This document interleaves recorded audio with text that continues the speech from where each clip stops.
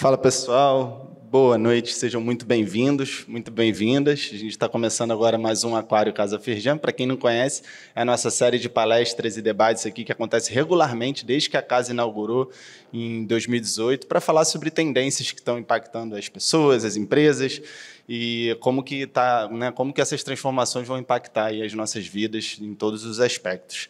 Essa é a edição número 213, então a gente já falou sobre muitas temáticas por aqui e hoje a gente vai falar sobre os destaques do SXSW, que imagino que todos conheçam, mas para quem por acaso caiu de paraquedas aqui, trata-se do maior festival de inovação do mundo que acontece anualmente desde 1987, em Austin, no Texas, para falar justamente sobre essas mesmas transformações que a gente vive debatendo por aqui. E hoje a gente trouxe um timaço para falar sobre isso. O Lab de Tendências esteve presente pela segunda vez em loco no festival, mas é um evento que a gente já acompanha há muito tempo, nas nossas pesquisas, tem uma parte online muito forte do evento também que fica disponível no YouTube, então a gente já consumia muito conteúdo de lá, mas desde o ano passado a gente tem ido presencial e dessa vez a gente está trazendo aqui um pedacinho do SXSW para vocês. Queria, sim, só tirar uma curiosidade. Alguém teve presente no evento esse ano lá? Assim, teve uma pessoa?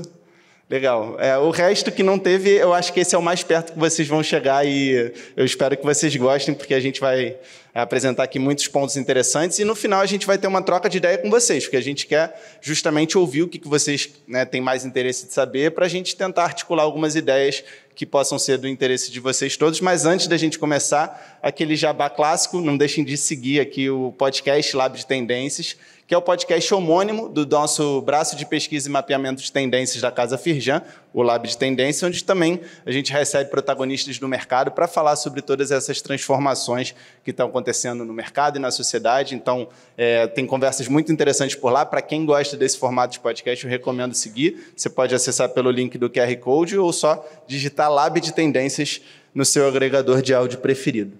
Tem também alguns cursos aqui que eu gostaria de convidar vocês com um cupom especial, Aquário10, para quem está presente aqui. Caso vocês tenham interesse, a Casa Firjan tem várias frentes de atuação, uma delas é a educação executiva, a gente trabalha com consultorias, em company também, que são as trilhas de desenvolvimento.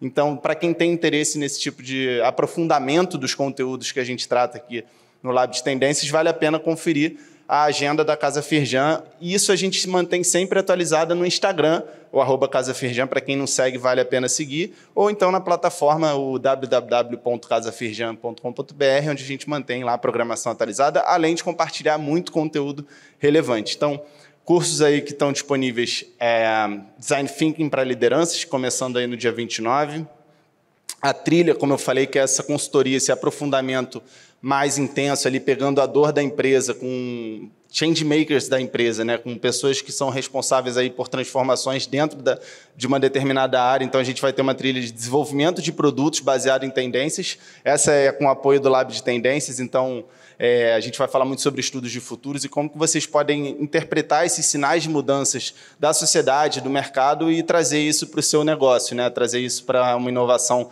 de produto, de serviço. Vale muito a pena, um modelo mais robusto, mas quem tiver interesse aí de levar isso para a sua empresa, vale a pena conferir, é só acessar o QR Code, como eu falei. Se vocês não acessarem agora, ele fica rodando depois no telão lateral, então vocês podem acessar depois ou entrar no site da casa, como eu falei, o casafirjan.com.br.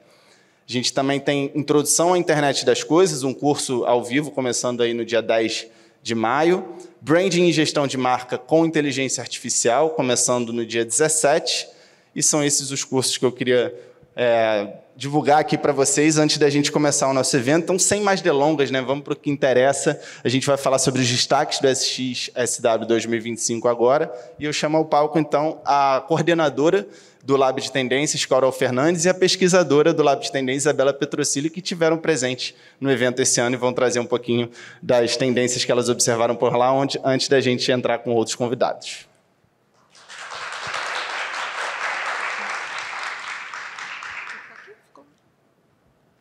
Bom, boa noite, obrigada pela presença de todos aqui. Como o Yuri falou, acho que a gente vai apresentar um pouco do que a gente viu, foi a nossa primeira vez, né? Ano passado o Yuri foi uma das pessoas que esteve no evento, então também ele vai poder contribuir aí quando a gente estiver falando. O Fabrício também, que vai falar daqui a pouco, é veterano, já está ali, né? 7 eventos, né, Fabrício? Então já está bem à frente ali da gente de experiência, mas acho que é importante, tem muita informação que acho que vocês estão vendo, né, sobre o festival, cada vez mais ele vem ganhando destaque, mas é interessante a gente ver, né, como as pessoas estiveram... Tem muito conteúdo, gente, muito, muito, muito conteúdo. Então, que vocês puderem absorver, né, materiais diferentes, vale a pena, porque vocês vão ver visões diferentes sobre o mesmo encontro, né, sobre o mesmo evento, mas que tem muita gente, você não consegue ir em tudo, né? Então, tem palestra, tem painel, tem experiências imersivas, tem uma expo, né? Enfim, tem ativações de marca, muita coisa acontecendo ao mesmo tempo, né? Você fica ali realmente vivendo aquilo ali durante aqueles dias que você está, né, no evento. É realmente um envolvimento bem imersivo.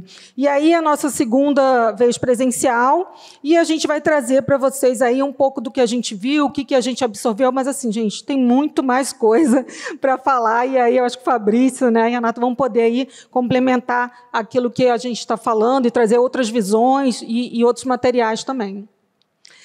Bom, o Yuri já apresentou, né? Eu sou coordenadora do Lab de Tendências da Casa Firjan, que é um núcleo de pesquisa estratégica que a gente tem como objetivo alertar as empresas, as indústrias, os profissionais sobre os sinais de mudança, sobre aquilo que está chegando, né, por aí e que tem um grande impacto de mudar a forma como a gente vive, como a gente trabalha. Então, a gente está sempre buscando, né, esses sinais, essas pistas de futuro para trazer para vocês, né, de uma forma ali já com uma análise, já com um pensamento, de modo que as empresas possam se manter mais competitivas, que vocês possam se atualizar também dentro, né, da área de vocês, do trabalho de vocês. Então, o papel do Lab é a gente estar o tempo todo mapeando, olhando, né, monitorando isso que está acontecendo e trazer para vocês em formas de diversos produtos, né? A gente tem o Aquário, a gente tem o podcast, a gente tem o Festival Futuros Possíveis, né, que a gente já tem data aí para esse ano, né? 23 e 24 de outubro, né, Yuri? Vou fazer um jabá aqui também. Então, a gente já está ali com o site do festival. Em breve, a gente vai falar sobre o tema. Mas, enfim, vamos entrar aqui, né, no nosso tema de hoje, que é o XSW, um pouco do que a gente acompanhou nesse evento. Falando, gente, que tem muito, muito mais coisa, né? Que a gente tem ali um limite também do que a gente consegue mapear dentro desse festival, que é muito grande, muito extenso. Mas aqui a gente vai trazer alguns dos principais temas que a gente viu, que a gente acompanhou, e até a própria temática do evento, né, Isabela? Então, aqui a nossa discussão central são os limites entre os humanos e máquinas. Ano passado, a gente falou da hiperconvergência tecnológica como norte central do nosso relatório, e esse ano a gente traz quase que um encaminhamento em cima desse mesmo assunto, que foi uma grande questão no evento desse ano. A gente convivendo cada vez mais com as máquinas, que discussões que a gente tem que fazer, que éticas a gente tem que pensar sobre isso, né? Que tipo de mundo que a gente quer construir a partir dessa relação tão próxima com as máquinas. E aí, dentro disso, a gente selecionou 5 grandes temas, que a gente vai abordar aqui brevemente: a era agêntica, a IA física, a geopolítica digital, a saúde social e a computação quântica. Dentre, como a Carol falou, dos inúmeros assuntos que tinham no evento, a gente tem que fazer uma seleção, não tem como, e dentro dessa seleção também muitos assuntos se perdem. Então, aqui é só um cheiro das discussões centrais, mas a gente convida quem se interessar também pesquisar, tem muita coisa online disponível do evento, então dá para vocês assistirem as palestras, dá para coletar outros conteúdos também. E aqui, dentro dessa questão dos limites entre humanos e máquinas, né, como eu já mencionei, essa aceleração tecnológica faz a gente repensar essa nossa relação com as máquinas. E aí a gente precisa hoje decidir que futuro que a gente quer construir a partir disso. Que futuros, né, que a gente sempre fala futuro no plural também. E o que a gente quer em relação à sociedade, né, as nossas relações humanas, que é uma grande questão, né? A gente vive uma epidemia da solidão no meio de tanta conectividade. Por que isso? Então, foi também uma grande questão no evento. O que a gente quer com o nosso trabalho, com essas máquinas fazendo parte cada vez mais do cotidiano das empresas? Como que vai ser a relação das máquinas com as pessoas? E nas nossas cidades, na nossa saúde, as máquinas dentro dos nossos corpos, né, esses corpos cada vez mais ciborgue, as máquinas se parecendo cada vez mais com os humanos e a gente cada vez mais se parecendo com as máquinas. Você trouxe até uma frase do Asimov que fala isso, né? Quando que ele falou isso? Nos anos 50? Na década de 60, eu acho. Ele falou numa entrevista para a BBC, falando sobre o livro dele, do Eu, Robô, né, questionando quando a gente tiver muitas partes maquínicas e quando as máquinas tiverem muitas partes biológicas, vai fazer diferença se você nascer uma máquina ou se você nascer um humano? Então, na década de 60, uma pessoa já se questionou sobre isso e agora a gente está vivendo essa realidade hoje, que parecia extremamente distópica quando ele pensou sobre isso, e está aí, né? Na nossa relação com as máquinas, esses chips, esses corpos ciborgues e essas máquinas que a gente vê exemplos aí que se parecem muito com corpos de humanos, que interagem com a gente de forma muito humana. O que a gente vai caminhar a partir disso, né? E a futurista Amy Webb, que é um dos grandes nomes aí do festival, né, está sempre lá, trouxe esse ano que a gente está vivendo esse super ciclo tecnológico. O que significa? Né? A gente já viveu muitos momentos de velocidade rápida de avanço tecnológico, mas esse momento, em especial, ele é retratado pela convergência de 3 avanços simultâneos, que para ela é a grande diferença. Antes era um avanço que puxava outros, agora são 3 ao mesmo tempo que estão fazendo uma grande disrupção, que aí a gente vai ver a inteligência artificial, os sensores avançados e a biotecnologia. E para onde que isso pode levar a gente, né? Então, era um grande alerta, assim, que agora é um momento que vai ser definidor. As decisões que a gente toma hoje vão ser definidoras das próximas décadas. Acho que isso foi um tema que eles chamaram muita atenção, né? Que a gente está construindo esse futuro, né? E a gente está com toda essa nova tecnologia, mas a gente tem que se questionar sobre os caminhos que a gente quer seguir. Muitas vezes a gente vai pensando que as coisas, né, que a própria máquina vai tomar a decisão, mas a gente lembra que somos nós que criamos essas máquinas, que alimentamos essas máquinas. Então, por mais que elas, de vez em quando, criem suas linguagens próprias, né, que elas saiam ali do seu caminho, a gente tem grande parte de envolvimento em como essas máquinas estão sendo construídas.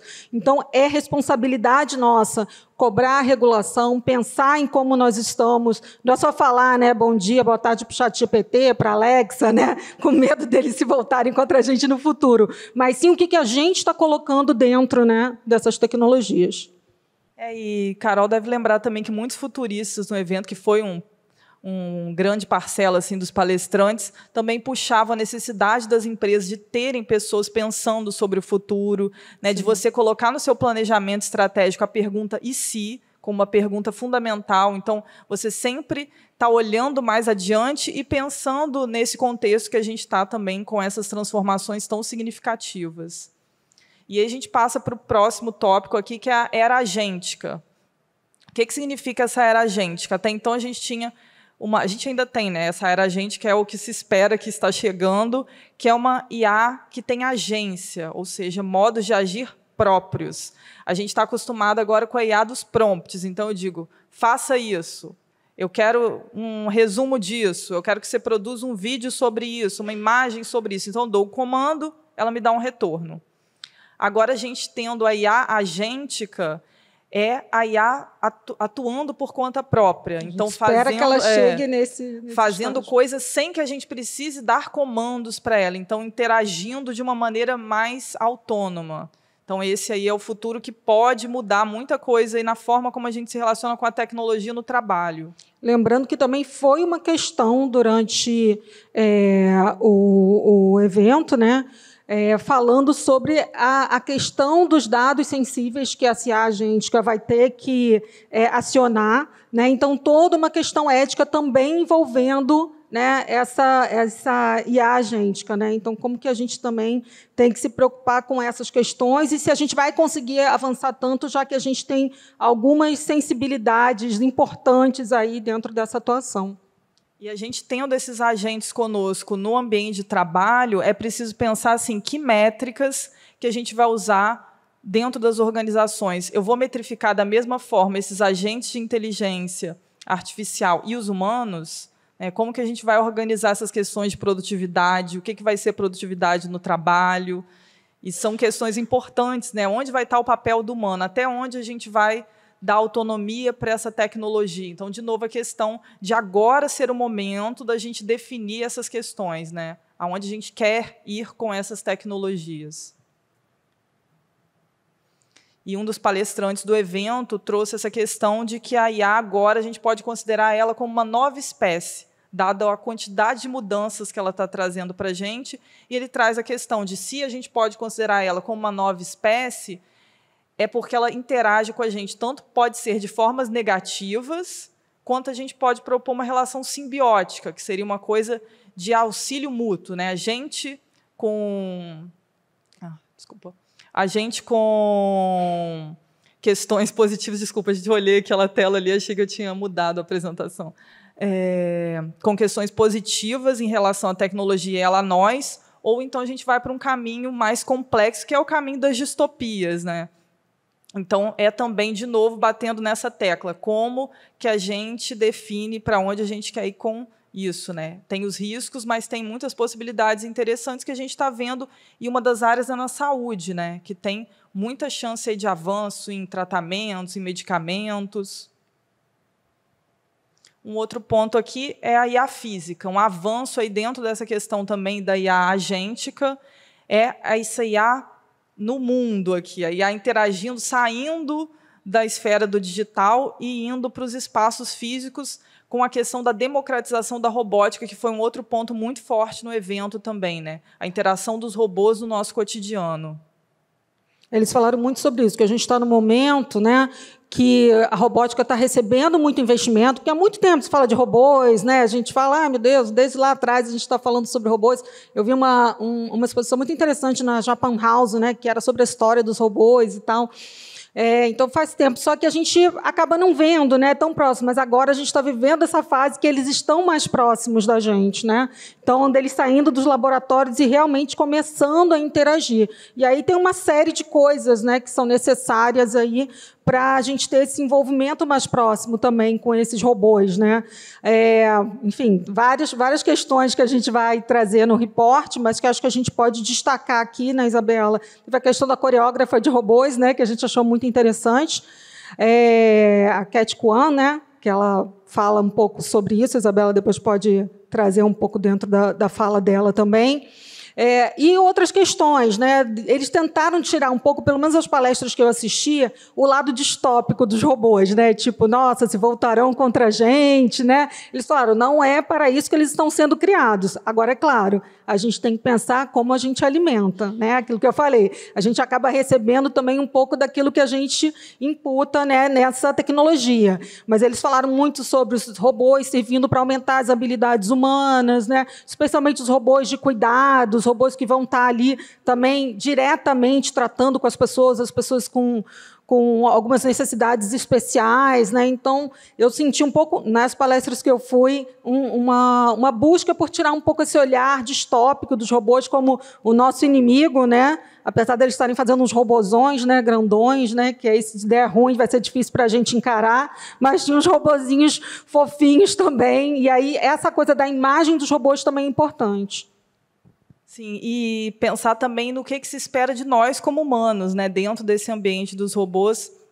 Até a Brené Brown teve uma frase que ficou bem emblemática no evento, numa fala num painel que ela participou, que ela dizia, tem muita gente que está tranquila assim, falando, não, porque os robôs não vão tomar o nosso espaço, porque tem coisas que são só dos humanos, a gente é ótimo nessas coisas que são só dos humanos.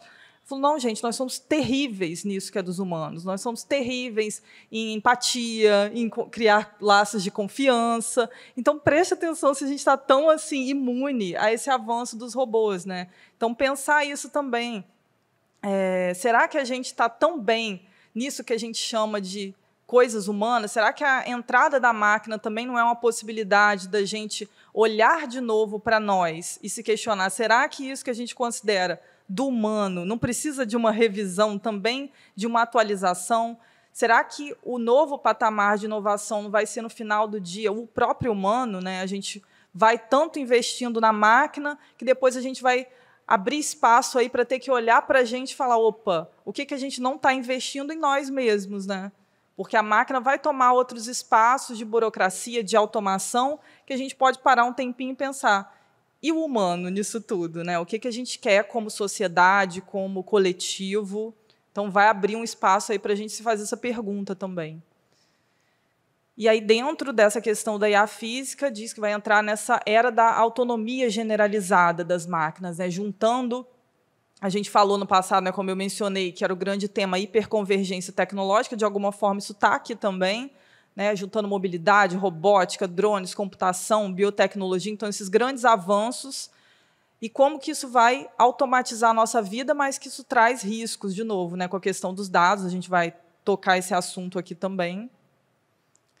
Aí, exatamente agora, né, na questão da geopolítica da infraestrutura digital. Né, a tecnologia hoje tem um papel geopolítico muito grande, é quem dita hoje a organização do mundo, essas grandes empresas de tecnologia e quem detém os nossos dados. Então, uma aqui das palestrantes do evento comentou que este ano é o ano da IA soberana. O que é essa IA soberana? Essa IA particular de cada país, né? Então, os países construindo infraestruturas próprias de dados, de força de trabalho, de rede, tudo em cima da inteligência artificial, para poderem ter autonomia em relação a outros países, porque há uma guerra aí de quem vai ter mais detenção de poder a partir da tecnologia, então é uma grande questão hoje. A gente está vendo aí esses embates no mundo, quem acompanha as notícias hoje, o que traz à tona, né, esses conflitos entre países é muito associado à questão de tecnologia, então é uma questão importante para a gente pensar. E, como a Carol falou também, tecnologia envolve dados, e essas tecnologias trazem para a gente um nível de vigilância, né, de escala, que a gente nunca teve, nem em períodos bélicos, assim, de grandes espionagens, como a gente tem hoje com a facilidade da tecnologia. Outro dia eu estava vendo até uma palestrante falar, que eu acho que, não sei se eu vou falar certo, se era na época da Alemanha Oriental, ou alguma coisa assim, eles conseguiam dados, entre 3 pessoas, eles tinham dados de uma pessoa.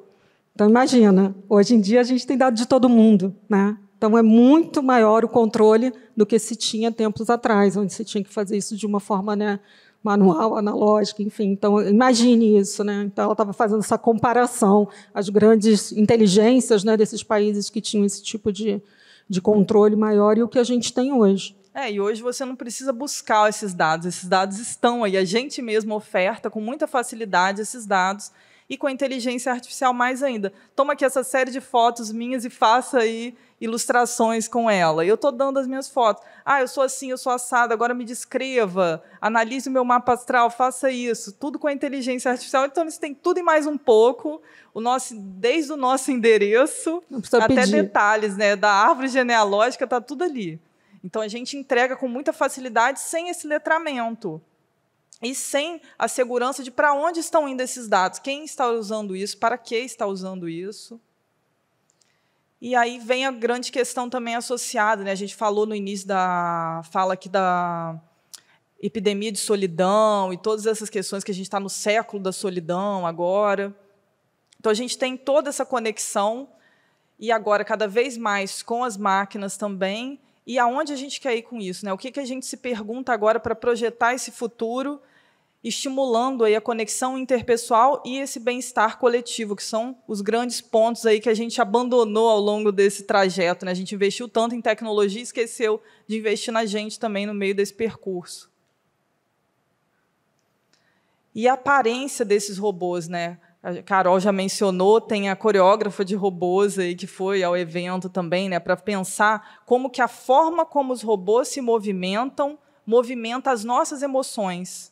Porque a forma como eu respondo, meu corpo responde a alguém, isso diz alguma coisa para a pessoa. Então, eu poder acenar para um robô e ele entender que eu estou chamando ele, isso faz parte da coreografia dos robôs. Esse nível de interação que, às vezes, a gente nem pensa. Como que eu estou interagindo com a máquina? Como que a máquina me responde? Isso vai dizer se eu quero essa máquina dentro da minha casa ou não. Se eu quero essa máquina como um colega de trabalho ou não. Então, já tem gente pensando também como que vai ser essa presença física da máquina no nosso cotidiano para abrir ou não essas camadas de interação com os humanos. E aí tem várias questões, foi uma questão latente também no evento, essas máquinas devem ou não se parecer conosco? Isso é um problema ou não? Alguns disseram que era um problema se parecer conosco, porque podia induzir uma familiaridade, um relacionamento que não é real, que é uma máquina, então não deveria ser muito próximo do humano. Outros acham que tem que ser mais assim funcional, né? Como uma máquina qualquer, assim, que não dá essa empatia automática que a gente olha e se relaciona achando que é uma pessoa. Então, também é uma questão, quando a gente planeja esse futuro com as máquinas, será que a gente quer máquinas que eu distingua pouco dela dos humanos? É uma coisa meio Blade Runner, quem viu o filme, era a grande questão, assim, né? Você conseguir distinguir ali se aquela pessoa era uma pessoa ou uma pessoa robô, porque era indistinguível a olho nu. Então, isso é um ponto importante aí que já foi muito tratado nas distopias e hoje a gente trata materialmente aqui como uma questão real do dia de hoje. E a gente tem a questão, né, dos companheiros de IA, os robôs sociais, esses ambientes de realidade estendida, desafiando esse limite aí da interação humana, até onde que a gente pode ir, o que é saudável para a gente como humano, né? A gente vai descobrir isso a longo prazo também nessa relação. Mas algumas coisas a gente tem que pensar preditivamente, antecipar alguns riscos e conseguir desenhar em cima deles esse futuro.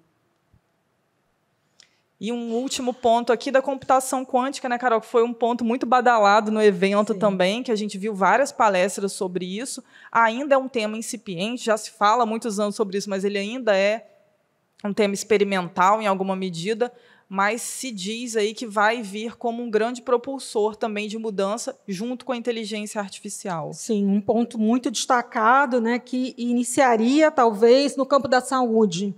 Né? Então, as pessoas falaram muito sobre isso, que a computação quântica vai trazer, aí, ajudar a gente em alguns desafios, especialmente, aí, inicialmente, nesse campo da saúde. E que se diz que, se for realmente implementada, como se imagina que vai ser, vai também redesenhar aí essa geopolítica internacional. Então, a gente, de novo, vendo grandes mudanças tecnológicas, redesenhando o mundo como a gente conhece. Inclusive, eles destacaram, né, que o investimento da China na computação quântica é maior do que o de todos os outros países juntos. Então, um grande investimento aí da China. E esses computadores quânticos, a expectativa é que eles sejam capazes de realizar o que a IA não consegue realizar sozinha. Então, ela desbloquearia esse futuro da inteligência artificial também numa parceria da computação quântica com a inteligência artificial, que seria a IA quântica generativa. Então, a IA que aprende com o que já existe e a computação quântica poderia gerar novos conhecimentos. Então, é uma mudança de paradigma importante aí nessa tecnologia. E aí a gente convida quem se interessou, quem quer saber mais, esse material completo e mais está no relatório que a gente acabou de lançar. A gente convida vocês também a acessarem esse material e comentarem depois com a gente o que vocês estão achando, o que vocês estão pensando também sobre esses temas. Acho que é bem interessante que vocês puderem baixar, ler e ler também outros conteúdos que temos aí no mercado, né? E aí vocês construírem a própria visão de vocês, né? Como o Yuri falou, oportunidade de vocês estarem mais próximos do festival. E, assim, realmente são muitas visões e é importante a gente conhecer como as pessoas interpretaram. A gente vai ter oportunidade hoje, né, de ver aqui mais visões além daquelas que a gente está trazendo para vocês. Muito obrigada.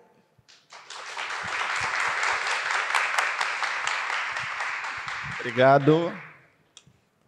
Muito bom. Gostei.